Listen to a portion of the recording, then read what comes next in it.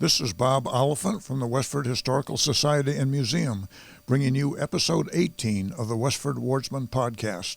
The Westford Wardsman newspaper was part of Turner's Public Spirit, a weekly newspaper in Ayr a century ago.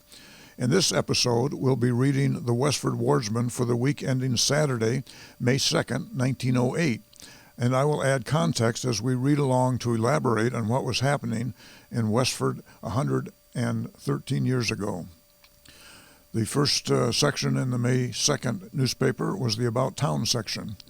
The first ball of the Westford Fire Department last week, Friday evening, was a showy affair. At least those bright new firemen's uniforms added an entirely new display to the town hall.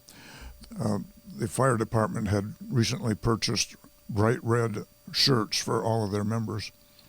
The Grand March was led in officer-like manner by Captain John A. Healy of the A.R. Choate Fire Company, after which came the dancing program of the evening, and the red shirts were as lively of movement as at a call to a fire. The Rosedale Orchestra of Lowell furnished music, it being their first appearance in town.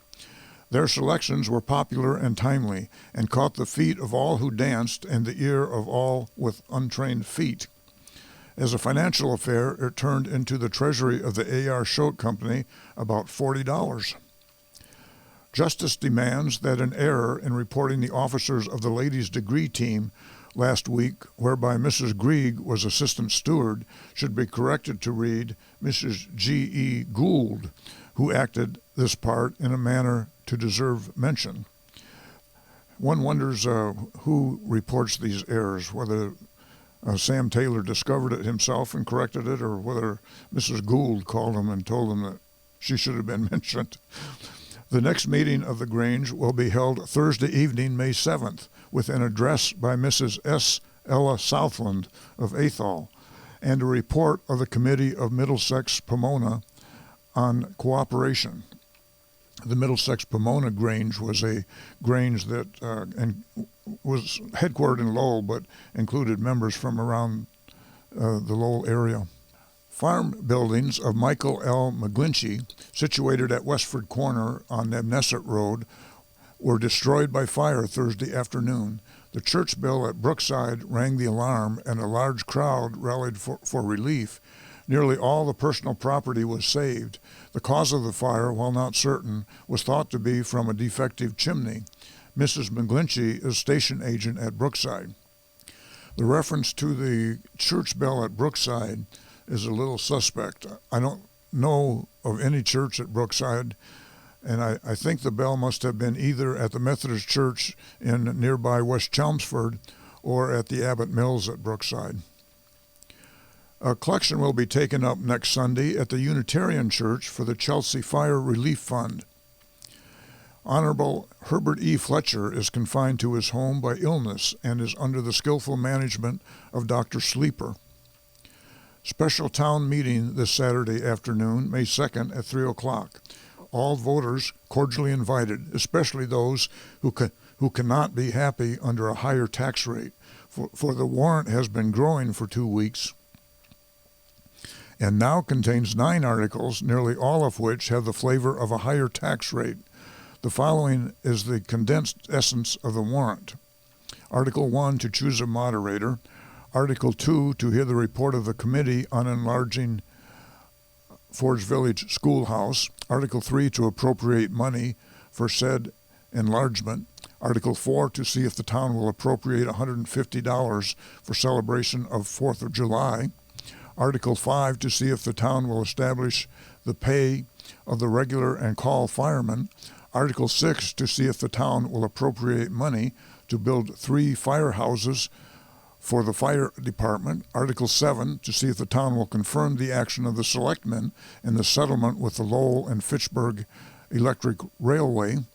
Article 8, to see if the town will appropriate money due the town from the Lowell and Fitchburg Railway to repair the road on the line of the spur track.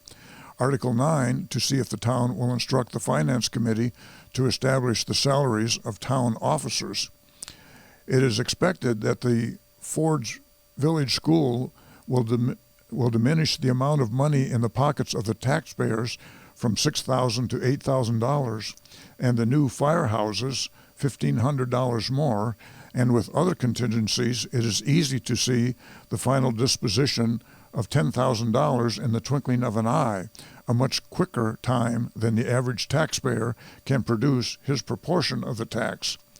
Let your action take warning by some of our hasty actions of past years, and please bear in mind that at the present time the town has schoolhouses to sell at auction and contemplating building more. We'll hear more about the results of that town meeting in a week or two.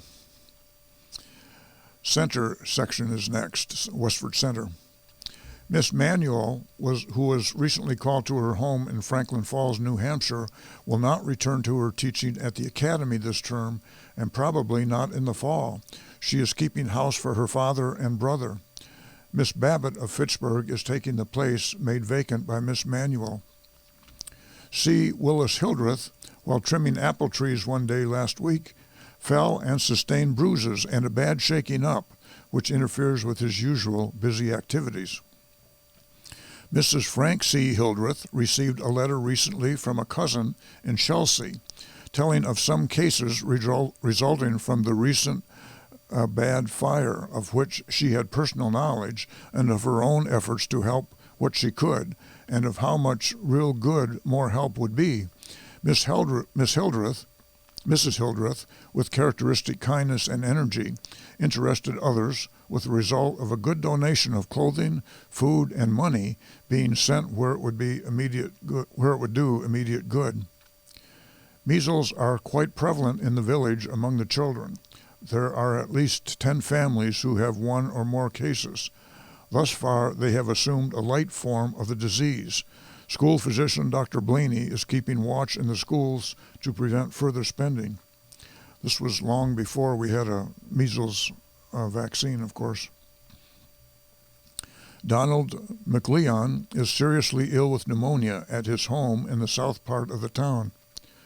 Edward M. Abbott, Hose Company No. 1, had its first regular drill at the center of the town Wednesday at 1 o'clock. Tests were made at half a dozen different hydrants, with the result of raising a good stream of water in each case, with one exception. One hydrant was found to be defective, and this will be remedied. The men of the company manifest good interest and have profited well by what instruction they have received. Dr. F. E. Emmerich gave a thoughtful and optimistic address at the Congregational Church Sunday morning. Dr. Emmerich is an interesting speaker and thoroughly understands his subject. He told of the problem of the small, struggling church in our own state and the great need of missionary effort near at hand. In the evening, a large audience gathered to hear Mr. Marshall's stereopticon address on, quote, the beauties of Japan, end quote, with about 60 slides. The next section is the Graniteville section. The St. John's Minstrels of North Chelmsford furnished an excellent entertainment in aid of St. Catherine's Church and Town Hall, Westford, on Thursday evening that was very largely attended. Supper was served after the entertainment and followed by general dancing. Many were present from Graniteville, Forge, Westford, Ayer, Littleton, North Chelmsford, and surrounding towns. All had a thoroughly good time. The affair was a great social and financial success. Special cars, that is, trolleys, conveyed the people to their homes after the dance. Joel Wall had general charge of arrangements. Bert DeRone, who recently returned from the South, will catch for the Hamilton, Ontario baseball team this coming summer. He was one of the fine baseball players that came out of Graniteville. It appears that L.P. Palmer has made arrangements to take out a liquor license in this town and will start at once fixing up his place on Main Street. That's North Main Street. It is thought that the people here will have the privilege of seeing an open bar here in the course of 2 or 3 weeks. I'm sorry, we're talking about Graniteville, not Forge Village. The next section is baseball.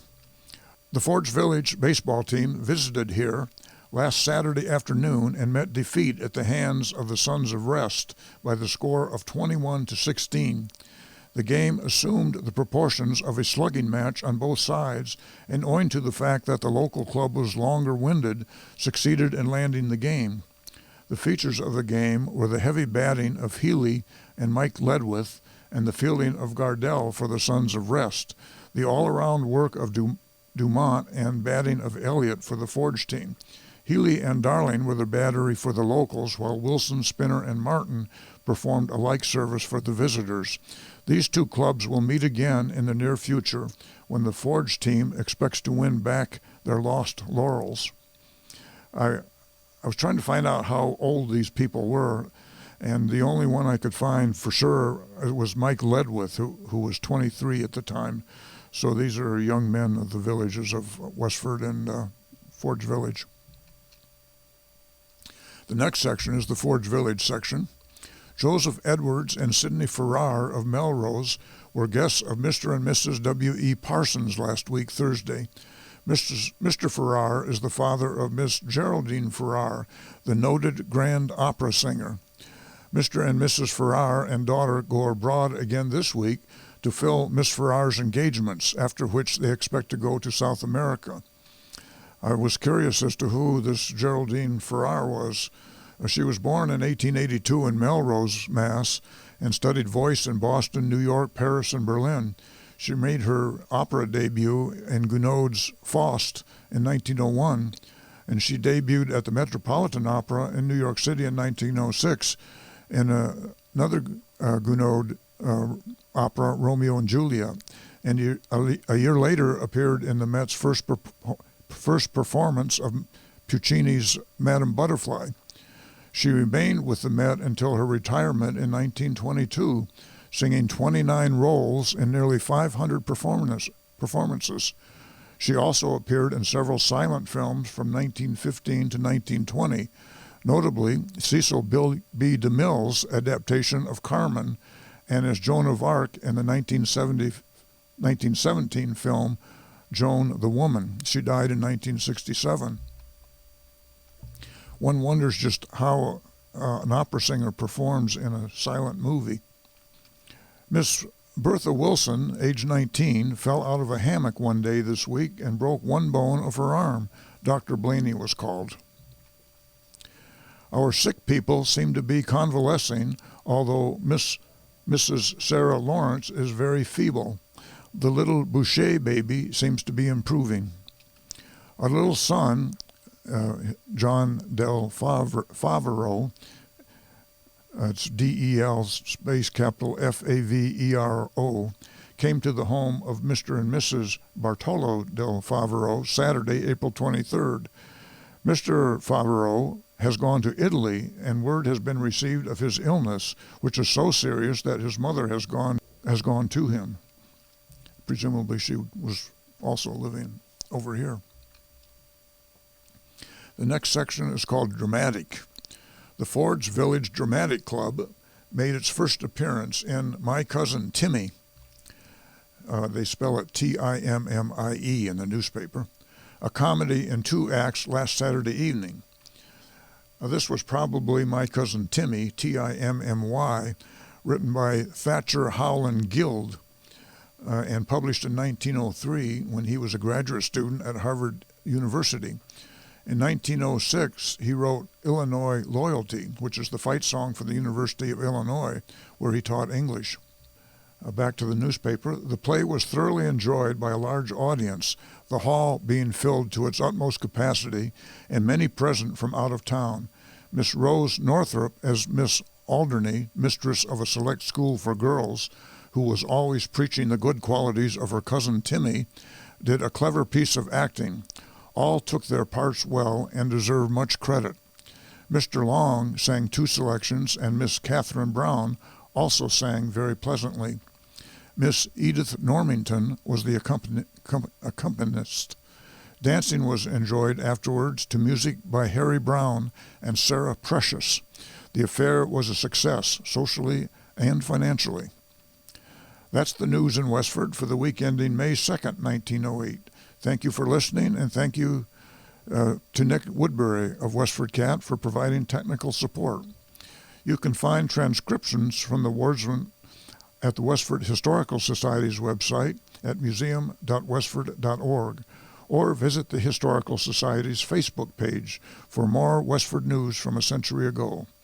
This is Bob Oliphant, and I hope you will join us for next week's Westford Wardsman podcast. Thank you.